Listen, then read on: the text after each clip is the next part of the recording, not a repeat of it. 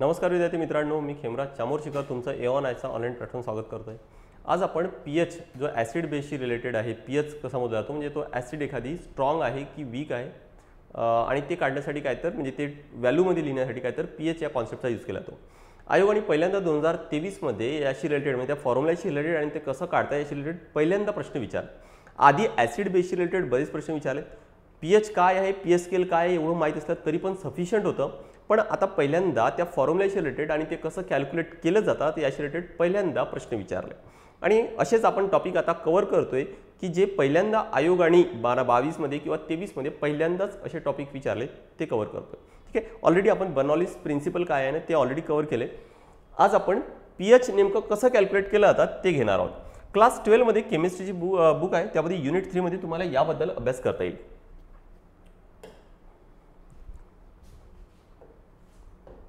बघ काय आहे, आयोगाने प्रश्न काय विचारला होता की 0.10 मोलॅरिटी जलीय HCl द्रावणाचा पीएच काढण्यासाठी खालीलपैकी कोणता गणितीय संबंध वापरावा असा प्रश्न आयोगाने विचारला। ठीक आहे, तर बघू नेमकं हे कसं कॅल्क्युलेट केलं जातं। कोणती नोट जर डाउनलोड करायचे असतील तुम्हाला तर अशा वेळेस MPSC_A1 आणि त्यासोबत काय तर एस एक्झाम रेस या दोन्ही टेलिग्रामला चॅनलवर जाऊन तुम्हाला पूर्ण PDF त्यासोबत काय तर व्हिडिओची लिंक्स हे सगळे अवेलेबल तुम्हाला तिथं मिळतील। बघा पीएच स्केल नेमकं काय आहे की instead of writing concentration of H3O+ किंवा याला आपण सरळ H+ आयन्स म्हणू की एखाद्या पदार्थामध्ये आता कॉन्सन्ट्रेशन नेमकं काय यासाठी मी ऑलरेडी एक व्हिडिओ कव्हर केलाय, कॉन्सन्ट्रेशन ऑफ सोल्युशन म्हणून। ज्यावेळी आयोगाचे जे किंवा जे न्यूमरिकल आयोगाने एक न्यूमरिकल तर विचारलेच आहे, पण त्यासोबत अजून कसे न्यूमरिकल विचारले जाऊ शकतात असा सुद्धा एक व्हिडिओ कव्हर केलाय। कॉन्सन्ट्रेशन ऑफ सोल्युशन सर्च करायचं आहे। ठीक आहे, की एखादा जर पदार्थ आहे तर अशा वेळेस त्याच्यामध्ये H3O+ किंवा H+ म्हणून आपण सरळ जे आपल्याला समजण्यासाठी किंवा वाचण्यासाठी सोपी आहे की H+ आयन्स किती आहे मोल DM³ किंवा मोर पर DM³ म्हणजे प्रत्येक मोल मध्ये, आणि तो पण किती तर 1 लिटर, कारण 1 DM³ म्हणजे काय तर 1 लिटर असतो। त्यामुळे 1 लिटर सोल्युशन मध्ये जर किती मोल ते सोल्यूटचे आहे ना ते त्याच्यामध्ये H+ आयन्स किती आहेत हेच आपल्याला लिहायचं असतं, त्यालाच आपण काहीतरी ॲक्च्युअली पीएच म्हणतो। म्हणजे सोपं जर भाषेत सांगायचं म्हटलं की सपोज पाणी आहे आणि पाण्यामध्ये काय म्हटलं मी की HCl टाकलं। आता HCl जर पाण्यामध्ये टाकलं तर अशा वेळेस या H+ आणि Cl- मिळेल मला। मग आता कन्सिडर करू आपण की हा पूर्ण किती आहे तर हा 1 लिटर आहे म्हणून 1 लिटर आहे आणि H कन्सिडर करतोय मी की HCl किती टाकला तर तो 1 मोल टाकलाय, 1 मोल एवढा पदार्थ टाकलाय। आता मोल काय तर ते परत त्याच्यामध्येच मिळेल तुम्हाला, किंवा मोल फ्रॅक्शनचा व्हिडिओ सर्च करा त्यामध्ये पण मोल काय ते मिळेल। मोल म्हणजे बेसिकली सांगतोय तुम्हाला की आपण एखादी पदार्थ मोजतो ना ग्रॅम मध्ये किंवा लिटर मध्ये, तसंच केमिस्ट्रीमध्ये अजून एक पदार्थ मोजण्याची जी हे आहे फिजिकल क्वांटिटी किंवा युनिट आहे तो म्हणजे काय तर मोल आहे म्हणून। तर HCl काय तर 1 मोल एवढा HCl टाकला तर अशा वेळेस हे H+ आयन्स आपल्याला नेमके किती मिळतील ना तेच आपल्याला लिहायचं असतं आणि त्यालाच आपण काय तर पीएच म्हणतो।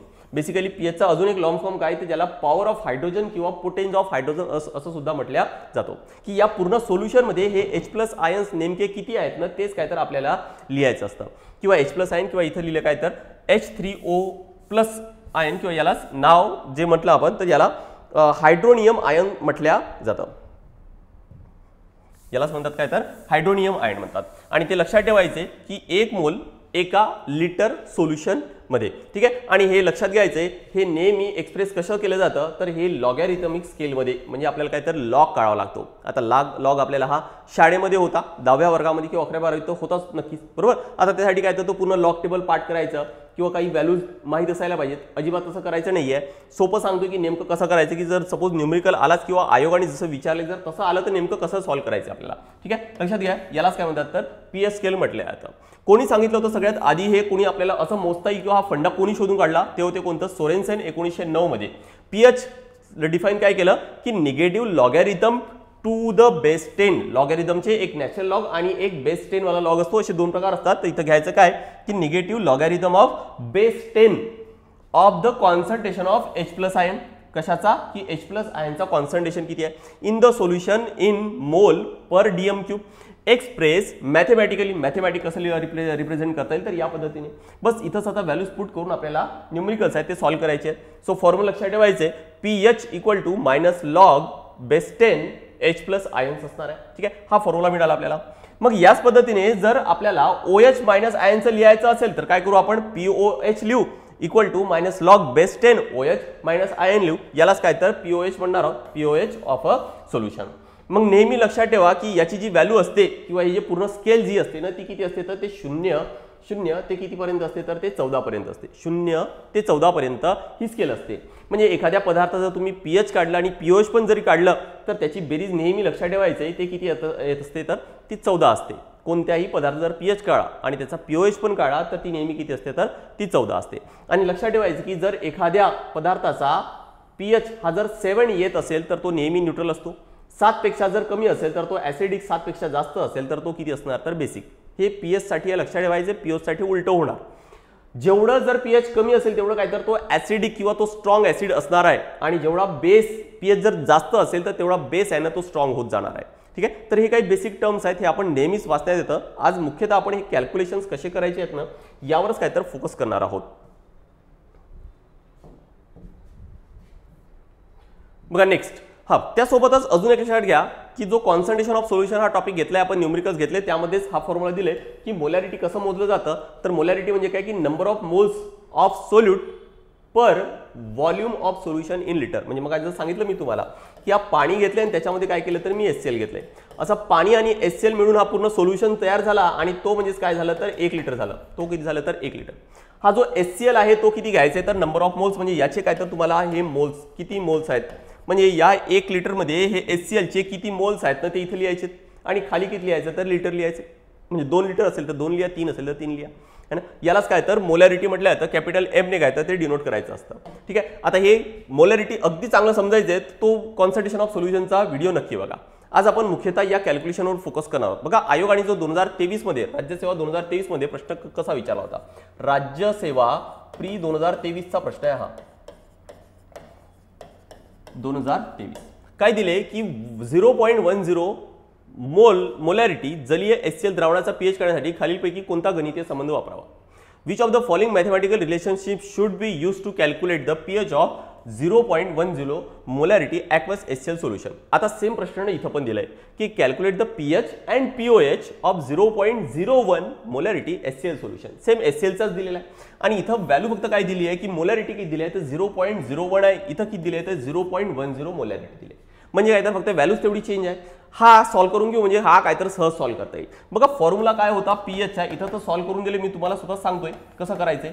लॉग बेस 10 आणि इथं काय दिलंय तर 0.01 आहे, यालाच तुम्हाला म्हणजे H प्लस आयनचा कॉन्सन्ट्रेशन इथं दिलेलं आहे आपल्याला की 0.01 आहे, मोलॅरिटी मध्ये दिलेला आहे, तो मोलॅरिटी मध्येच नेहमी पुट करायचं आपल्याला. सो 0.01 आहे, याला कसं लिहिता येईल तर 10⁻⁻2 पण लिहिता येईल, 10⁻⁻2 पण लिहिता येईल. मग याला पुढे सॉल्व्ह करताना बघा आता सॉल्व्ह कसं करायचं आहे. आता इथं स्टेप असली माहीत असली तरी पण तुम्हाला हे सॉल्व्ह करता येतं किंवा पुढे जर याच्या पुढे जर आन्सर जर आयोगाने विचारलं तर अशा वेळेस ते काय करायचे तुम्हाला की -log 10 या 1 × 10⁻⁻2 असं लिहिता येईल आपल्याला. आता हा जो 10⁻, नेहमी लक्षात ठेवा की log 10 जो असतो ना तो नेहमी 1 असतो, त्यामुळे log 1 चा log किती आहे आणि log 10 किती आहे ते आपल्याला फक्त काढावं लागणार आहे. नेक्स्ट किती येणार तर बघा की pH हा जो log 10⁻2 आहे ना त्याला जर मी पुढे घेऊन आलो तर त्याचा आन्सर नेहमी लक्षात ठेवा की या -2 ने याला समोर घेऊन यायचं आपल्याला नेहमी. आणि हा log किती येणार तर हा log आणि हा log 1 असतो, त्यामुळे तो किती आला तर 1 आला. त्यामुळे आन्सर येणार काय की pH इक्वल टू तो किती येणार तर तो 2 येणार, कारण मायनस आणि हा मायनस आणि मायनस तो किती होणार तर तो प्लस होणार. आणि याची व्हॅल्यू नेहमी लक्षात, सॉरी इथं 10, इथं किती येणार तर 10, त्यामुळे log 10 नेहमी किती येतं तर 1, त्यामुळे आन्सर किती आलं तर 2. आणि म्हणून या पद्धतीने इथं बघा की pH ची व्हॅल्यू किती आली तर ती आपली 2 आलेली आहे. pH किती आली तर 2. मग pH कसं काढायचं तर pH plus POH equal to नेहमी किती असतं तर 14 असतं, त्यामुळे pH आलं किती तर 2 आलंय, त्यामुळे POH इक्वल टू 14, त्यामुळे POH किती येणार तर 14 मधून 2 मायनस करा तर आन्सर किती येणार तर ते 12 येतील. किती येणार तर 12 येणार, जे आपल्याला इथं काढून दिले.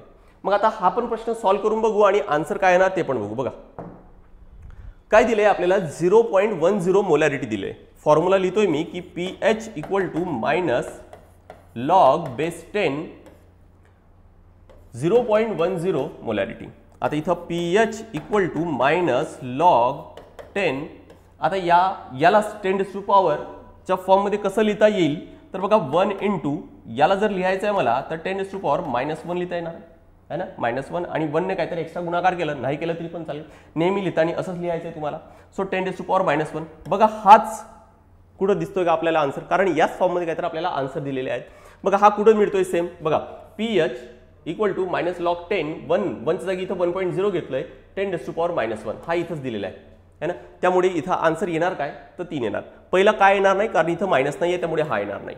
या ठिकाणी 10⁻1 आहे, -1 पाहिजे तो पण येणार नाही. इथं 1 आहे, इथं मायनस आहे, पण हा पण येणार नाही आहे ना. सो आन्सर येणार काय तर तिसरा येणार. बरं, याच्या पुढे जर आपल्याला गरज पडलीत आणि ऑप्शन आयोगाने दिलं असेल तर ते मग कसं काढायचं आहे, pH इक्वल टू हे -1 इकडे घेऊन येऊ, त्यामुळे इथे येणार काय तर हे मायनस आणि हा -1 आणि हा log 1 × 10 म्हणजे काय येणार तर तो 10 असतो आणि त्याचा आन्सर नेहमी मायनसचा गुणाकार 1 आणि log 10 नेहमी किती देतो 1. सो आन्सर किती येणार तर 1. म्हणजे याचा जर pH या प्रश्नाचा फायनल आन्सर जर आपल्याला काढायचा तो किती येणार तर तो pH येणार आणि pH प्लस POH हा नेहमी 14 असतो. याचा अर्थ POH येणार किती तर उरलेले 13 आहेत, तो काय असेल तर POH असणार. आय होप की तुम्हाला लक्षात आलं असेल की pH आणि POH नेमकं कसं काढायचं आहे. आयोग नेहमी प्रश्न देईल तर तुम्हाला आपल्याला हा असंच दिला जाईल की 0.10 किंवा 0.00101 असं काहीतरी दिलं, म्हणजे तो 1च राहणार एवढं नक्की. अदरवाईज दुसऱ्या संख्या असतील तर आपल्याला अशा वेळेस लॉग टेबल माहीत असायला पाहिजे आणि ऑब्व्हियस आहे की आयोग तेवढा टफ तर काय तर देणार नाहीच आहे. आय होप की तुम्हाला इथे हे लक्षात आलं असेल. परत एकदा सांगतोय की कोणतीही नोट जर डाउनलोड करायचे असतील तर 2 टेलिग्राम चॅनल आहेत, MPSC_A1 आणि दुसरं काय तर S_Exam_Base. या दोन्ही टेलिग्राम चॅनलवर जाऊन तुम्हाला ते डाउनलोड करता येईल. आपण अजून असेच काही टॉपिक पुढे घेऊन येणार आहोत जे आयोगाने 22-23 मध्ये पहिल्यांदाच विचारलेले आहेत. फिजिक्स, केमिस्ट्री, बायोलॉजी सर्वांशी रिलेटेड आपण कव्हर करणार आहोत. त्याचा फायदा नक्कीच तुम्हाला येणाऱ्या एक्झाममध्ये होईल. आज आपण इथंच थांबूया. Thank you very much.